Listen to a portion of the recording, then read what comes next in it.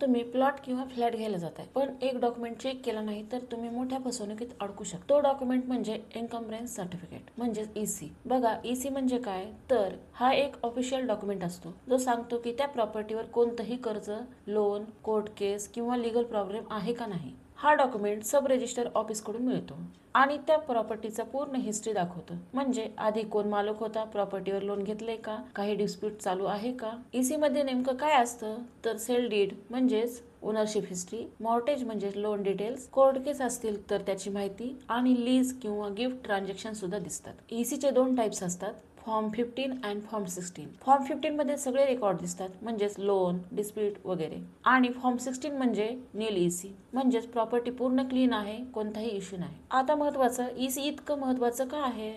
पहिलं, हे ownership verify करतं, प्रॉपर्टी क्लीन आहे का ते कळतं. दुसरं, बँक लोन घ्यायचं असेल तर ईसी कंपल्सरी असतं. तिसरं, फ्रॉड पासून वाचवतं, सेलर खराच ओनर आहे का ते समजतं. चौथा, प्रॉपर्टी तुमच्या नावावर करायला म्हणजे म्युटेशन साठी लागतो. पाचवा, फ्युचर मध्ये प्रॉपर्टीवर लोन घ्यायचा असेल तर ईसी लागतो. आणि सर्वात महत्वाचं, प्रॉपर्टी टॅक्स बाकी आहे का ते सुद्धा कळतं. समजा तुम्ही प्रॉपर्टी घेतली आणि नंतर कळलं की मागच्या मालकाने 2 वर्ष टॅक्सच भरलेला नाहीये, तर ते पैसे तुम्हालाच भरावे लागतात. म्हणून एक सिंपल रूल लक्षात ठेवा, प्रॉपर्टी फायनल करण्याआधी ईसी चेक केल्याशिवाय डील करू नका, नाहीतर नंतर मोठा तोटा होऊ शकतो. धन्यवाद.